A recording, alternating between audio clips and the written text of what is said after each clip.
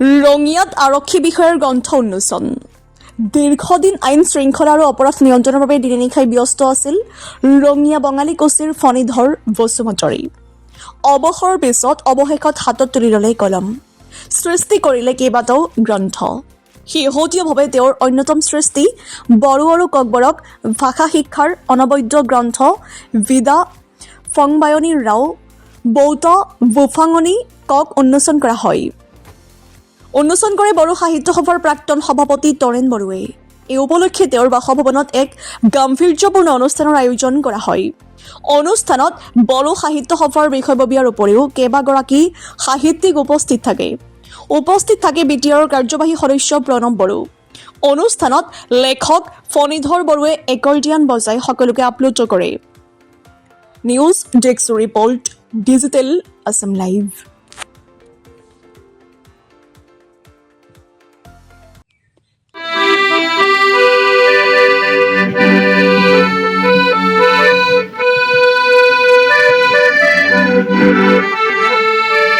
মোৰ ঘৰতে এই গ্ৰন্থ উন্মোচনী সভা এখন আছিল।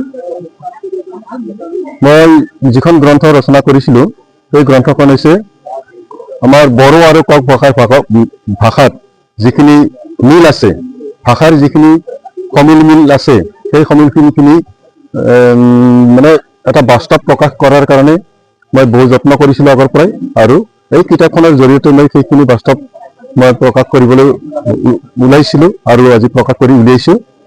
আৰু মই ভাবিছোঁ আমাৰ ককবৰক আৰু বড়োসকল এটা সময়ত হয়তো একেটা পৰিয়ালৰে আছিল। হয়তো কিবা কাৰণত প্ৰাকৃতিকেই হওক, ৰাজনৈতিক কাৰণতেই হওক, মানে বহু বিভিন্ন অঞ্চলত ফালৰি কাটি গৈ বসবাস কৰিবলগীয়া হোৱাৰ কাৰণে আমাৰ ভাষাৰ কিছু মানে উচ্চাৰণৰ কিছু তাৰতম্য ঘটিব পাৰে, কিন্তু মূল যিখিনি শব্দ আছে সেইখিনি ককবৰক আৰু বড়োসকলৰ প্ৰায় একেই।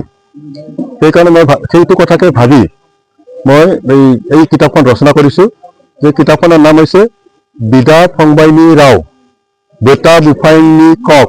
তাৰ মানে হৈছে ককাই ভাই, দুইটা ভাষাতে চলে, ককাই ভাইৰ ভাষা। এই ককাই ভাইৰ ভাষা সেইটো বস্তুটো মই আনিবৰ কাৰণে এই কিতাপখন ৰচনা কৰিছোঁ। আৰু মই এই কিতাপখনৰ কাৰণে মই আগৰতলালৈ গৈছিলোঁ। আগৰতলালৈ গৈ বহুতো ককবৰক ভাষাবিদসকলক লগ পালোঁ। লগ পাই তেওঁলোকে বহুখিনি মোক প্ৰশংসা কৰিছে, আৰু তেখেতসকলে ভাবিছে এই কিতাপখনে হয়তো ভৱিষ্যতলৈ আমাৰ মানে আমি যে একে পৰিয়ালৰ বা একে ভয়দৰে আছিলোঁ সেই কথাখিনি মানে আমি পুনৰ আনিবৰ কাৰণে চেষ্টা চলোৱাত বহুখিনি সহায় কৰিব। নমস্কাৰ। আজি 2026 চনৰ নৱবৰ্ষৰ ইংৰাজী নৱবৰ্ষৰ উপলক্ষে মই আন্তৰিক অভিনন্দন আৰু শুভেচ্ছা জ্ঞাপন কৰিছোঁ। আৰু আজি আমি অতি আনন্দিত, আমাৰ ৰঙিয়া এই সমষ্টিত এই বঙালীপাৰা গাঁৱত নিবাসী বঙালীকুছি এই গাঁৱত আমি আহি ফণীধৰ বসুমতাৰীৰ যিটো সৃষ্টি বিদা ফংবায়নী ৰাও মিন্স ভাই ককাইৰ ভাষা, ককবৰক আৰু বড়ো যৌথভাৱে প্ৰণয়ন কৰা এটা শব্দাৱলী।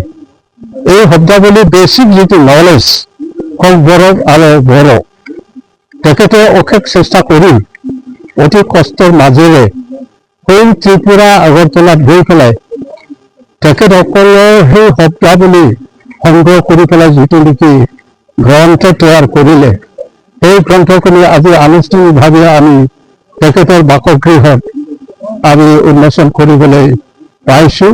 তাৰ কাৰণে আমি অতি আনন্দিত।